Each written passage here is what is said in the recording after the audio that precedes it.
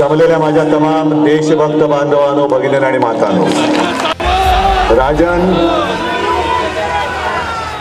केवळ मलाच नाही तर मला खात्री आहे आपल्या हिंदू हृदय सम्राटांना आणि धर्मवीरांना सुद्धा तुमचा अभिमान वाटत असेल. कारण ठाणं आणि शिवसेना, शिवसेनेचे ठाणे, ठाण्याची शिवसेना. काही जणांना मस्ती आले, त्यांना वाटतं ठाणे आपली खाजगी मालमत्ता आहे. ती मस्ती उतरवण्यासाठी मी आलेलो आहे. आणि आज मला खात्री पटली की केवळ मी एकटाच नाही तर तुम्ही सगळे त्याचसाठी आलेले आहात.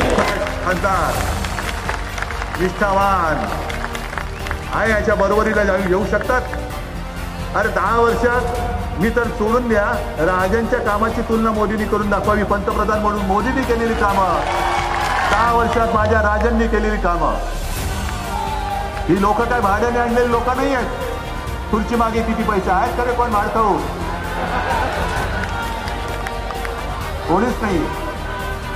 आणि म्हणून मी जी काय वचनं दिलेली आहेत, पहिलं वचन, माझ्या महाराष्ट्राची होणारी लूट मी थांबवल्याशिवाय राहणार नाही.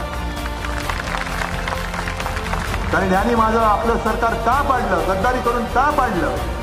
आणि जोपर्यंत मी मुख्यमंत्री होतो तोपर्यंत यांची महाराष्ट्राकडे वाकड्या नजरांनी पाहण्याची हिंमत नव्हती. जर पाहिलं असतं तर डोळे काढून मी हातात दिले असते.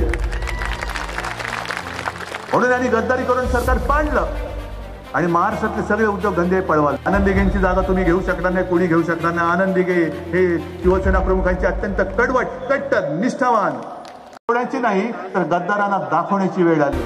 आणि म्हणून मी तुम्हाला सगळ्यांना विनंती करत नाहीये, तर मला खात्री आहे की राजांचा विजय तर होणार आहेच, पण राजांचा विजय मला असा तसा नकोय. गद्दारांना पूर्ण डिपॉझिट जप्त करून मला तो विजय पाहिजे. फक्त गोंधळू नका, धनुष्यबाण चोराच्या हातात आहे. आपली निशाणी काय आहे?